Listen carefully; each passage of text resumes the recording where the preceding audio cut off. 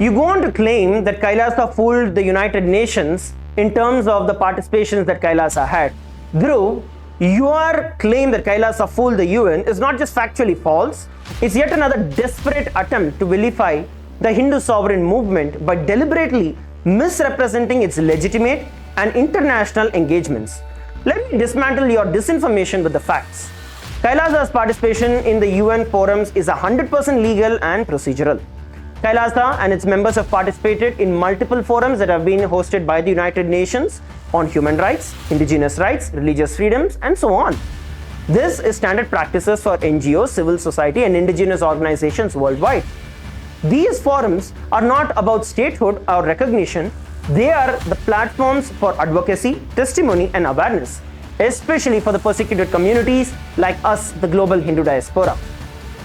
As a matter of fact, as I stated earlier, over 21 official UN documents reference the persecution that have been faced by Kailasa and the Hindu communities. Your attempt to shame this representation is an insult for every religious minority that is fighting for their survival. And your ignorance in this basis is literally astounding. Membership in the United Nations is governed by Article 4 of the UN Charter, requiring a Security Council recommendation and the General Assembly vote. Kailasa has never claimed to have applied for UN membership.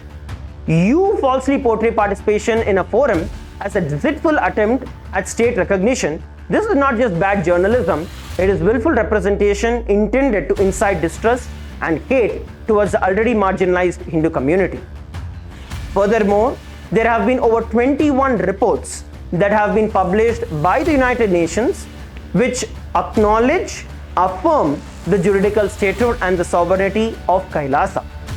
In December 2021, Kailasa's permanent ambassador addressed the UN OHCHR's Forum on Minority Issues, highlighting the plight of the persecuted Hindus. This address was well within the framework of the UN-accredited civil society participation. Your mockery at this act, Dhruv, is not just an attack on Kailasa, but the UN's own protocol that is designed to protect the indigenous and religious voices worldwide. You are effectively undermining the very purpose of the UN's human rights mechanisms. For what?